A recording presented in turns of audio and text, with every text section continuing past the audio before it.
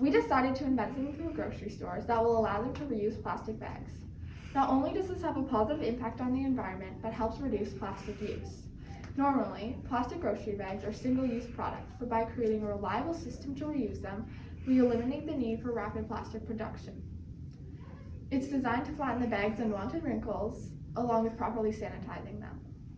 The shoppers who bring in the bags will be rewarded with 5 cents for 10 bags or a slight discount on their next purchase.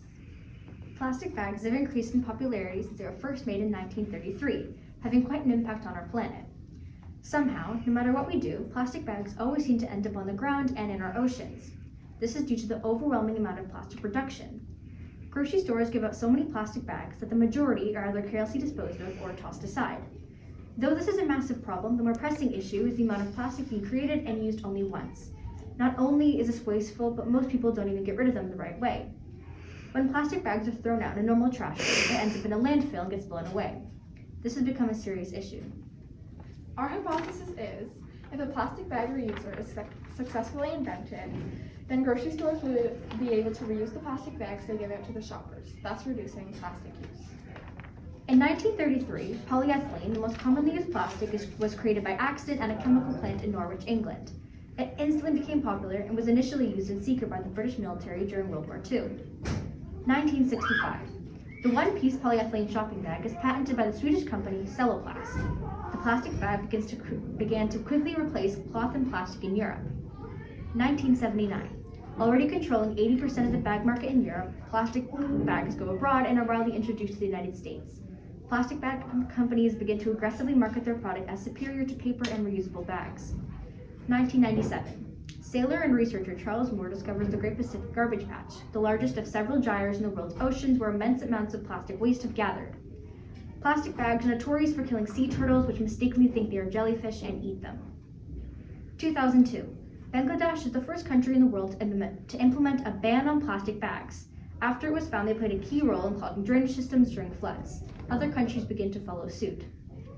2011. Worldwide, 1 million plastic bags are consumed every minute. 2018. Hashtag Beat Plastic Pollution is chosen as the theme of World Environment Day, hosted by India.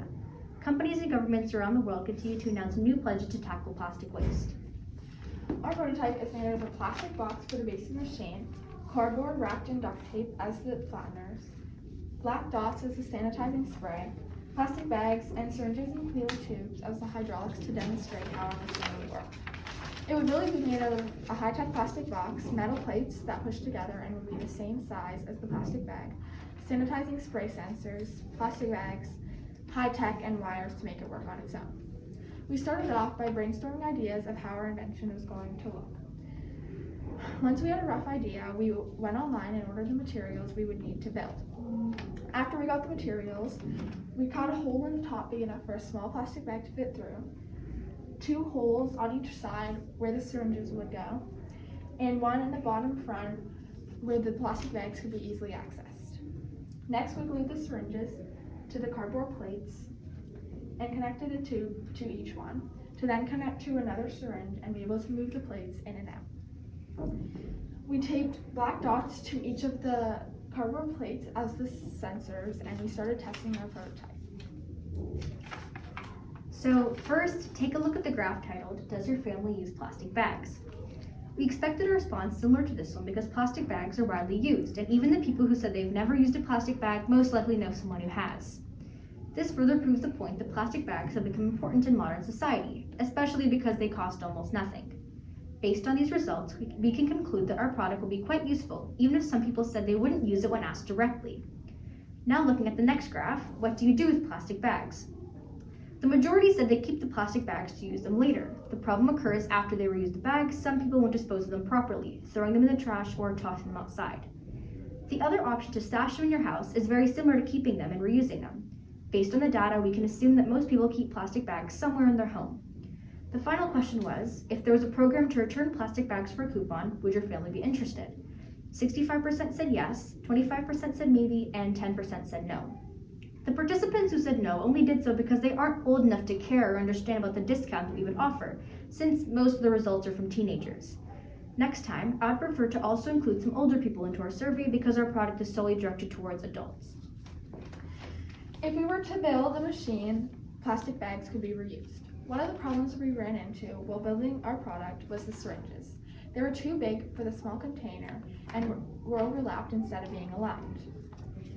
Next time, we could have measured the container before getting our other materials. Fortunately, we got another chance and were able to find the right size syringes for the box. Overall, we ended up with an amazing invention.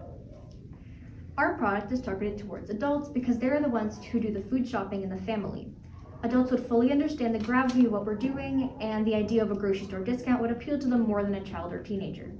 It would be best to partner with a big food company like Fortitos or Metro, since our product would stay stationary in that store. The best thing about our product is that everyone requires food, and it would appeal to a wide range of adults, no matter what they do for a living. Thank you for listening to our science fair presentation, and now we'll be doing a demonstration of how our product would work.